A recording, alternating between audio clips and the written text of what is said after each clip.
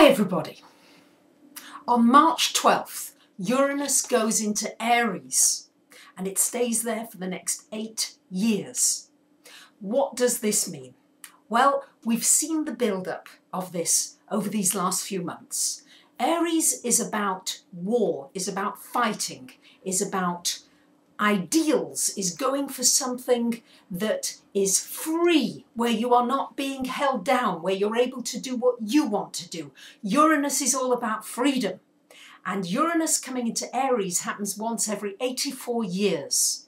And this is a huge shift because this Uranus is going to link up with the cardinal climax in the cardinal signs. So you cardinal signs are going to be very greatly affected by this change. And let me say, all of us are going to be affected by this change of Uranus into Aries. Let me show you how.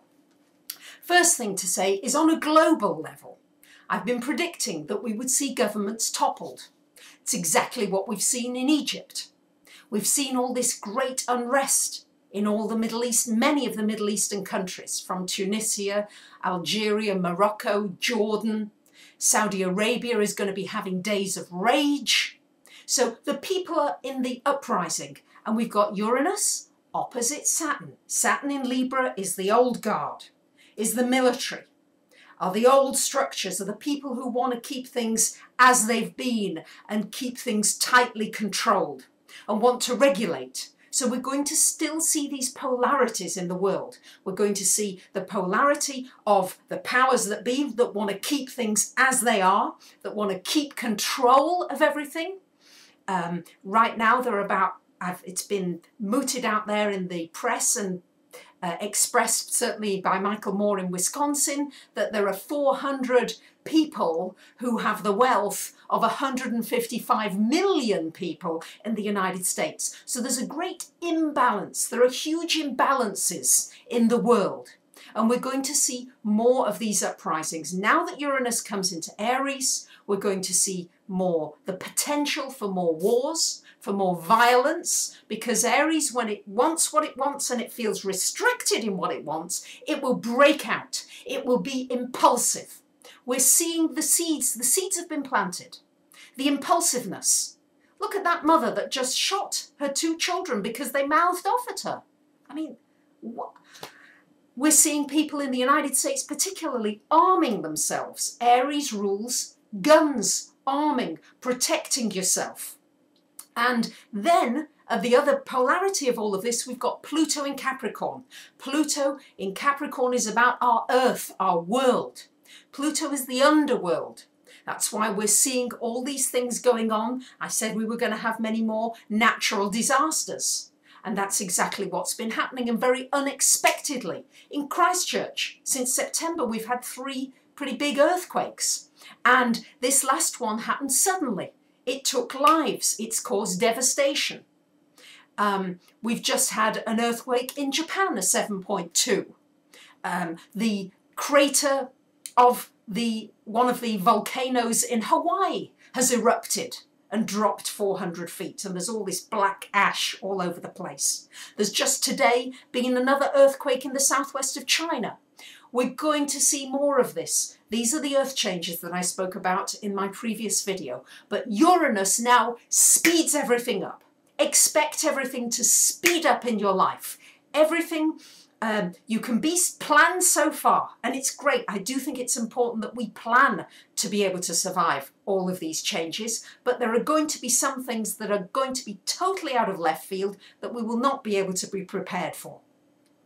And you need to look then, so that's on the global scale. And also I think we're going to see, because of this Uranus in Aries and this impatience and this impulsiveness, I think we're going to see more accidents, more plane crashes, train derailments, air traffic controllers giving wrong directions. I think we're going to see a huge amount of miscommunication going on and explosions, either from the earth or between people. On a personal level, so that's the global level, big changes and breakouts. Now, while it's happening, it's obviously very frightening. These are in many ways quite frightening times we live in, and it's going to pull many of us together. What I'm seeing is that out of chaos is a time when people come together. They try to help one another. So these are going to be, I think, some of the good things that come from all of these changes. But while they're happening, we may not necessarily feel, everything is so wonderful and so good while it's actually happening. On a personal level, I think it's important to look at where is this Uranus change happening in your chart. For me, it's happening in my 10th house, but we've got to look at where Saturn is, which is opposite it. In fact, we need to take it in the context of the whole cardinal climax. But opposite this Uranus is the Saturn. So you need to look at the house it's in and the house opposite, this pair of houses. For me, it's the 4th, 10th house polarity. 4th house, for me, Saturn there, my house is still in Christchurch. And it's certainly been shaken up terribly by these earthquakes in Christchurch. This would correspond with that Saturn-Uranus going on for me in my 4th, 10th house. It's been totally unexpected, was the last thing I could have imagined that would have happened.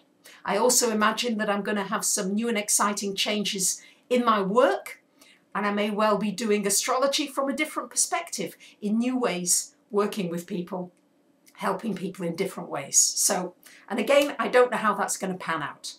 So where is it in your chart? Is it the 1st and 7th houses? Is it going to be all about yourself and your relationships, where you feel limited? Maybe some relationships need to end and new ones begin. But you need to watch that you're not too impulsive going into these new and exciting relationships. Because the thing about Uranus, and unexpectedly there, of course my phone goes. I have to be talking about Uranus. There's very often unexpected things do happen. So 1st and 7th house is going to be all about you and your relationships. And have you got enough freedom within your relationships? Unexpectedly, somebody else called. Is it in the 2nd and 8th houses? Is it going to be all about your money and your finances and your values? Is it your 3rd and 9th house? Is it going to be about travel? Is it going to be about learning, education, teaching, sharing, writing, communications? I've covered 4 and 10 because that's for me, but that could as well be about your family, the people around you, the things that you hold dear. If it's the 5th and 11th, well, that could be your children, could be your creativity, could be your friends, your hopes, your dreams, your wishes, romance, marriage, partnerships. All this will come into question if it's in your 5th and 11th houses. If it's your 6th and 12th, well, it could affect your health. Could be animals, if you're fond of animals. It could affect your work, your career, your direction, how you're going to help people. Maybe you're going to volunteer. Maybe you're going to work in some place helping people who are less fortunate. So there are a myriad of possibilities here. I'm just giving you a few of them so that you can start thinking about this, because this Uranus in Aries is going to mean huge, quick changes. One good thing, well, depends whether you can see it good or bad, as Shakespeare said, is that I think karma is going to speed up. The law of cause and effect. So when you do something, if you cut somebody off driving, you cut in front of them, likelihood is, 3rd time lucky, likelihood is they're going to cut in front, somebody else will cut in front of you really quickly afterwards. On the other hand, if you do something nice for somebody, a kind deed, that will come back to you more quickly. This is all going to start speeding up. We're going to see everything get a turbocharge. So there you have it. Those are my thoughts. I've got a lot of thoughts going on with Uranus in Aries. That's the beginning of it. I wanted to share that with you. For those of you that speculate on the markets, I think you're playing with fire. We're going to see much more volatility with everything in our lives, our politics, our social situations, our economies, our monies, our banks, our insurance companies. We're going to see insurance companies go bust as well. So don't be relying on insurance to pay you out if there's any kind of a disaster. We're going to have to learn. Aries is very much about being self-reliant. We're going to learn how to become self-reliant first, and then from there we will be able to help others. The stronger you can become, the more, when the time comes, you will be able to help other people.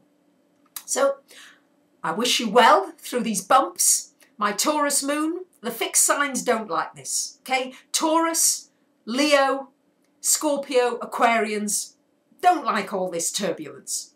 We like to be planned, and particularly Taurus Moon likes everything planned out to the nth degree. So this is far from comfortable for me. For the cardinal signs, Libra, Aries, Cancer, Capricorn, you expect changes in every area of your life, from your career to your work to your relationships to your world. For the mutable signs, well, mutable signs, Gemini, Sagittarius, Pisces and Virgo, you are able, for the most part, you are able to go with the flow, a lot of you, if you haven't got a lot of other fixed planets in your chart. But at the same time, your nervous systems are going to be affected. The mutable signs live on their nerves and on their brains. It may feel like information overload, and you may need to find ways to sift through that which is important, and knowing which is important, discerning that, and acting on that, and not acting impulsively on other things that look as though they're urgent, but may not be important.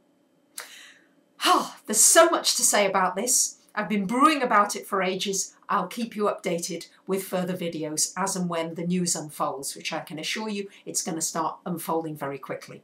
Trust your intuition, trust it deeply, and go with it. Thanks for listening. See you again soon.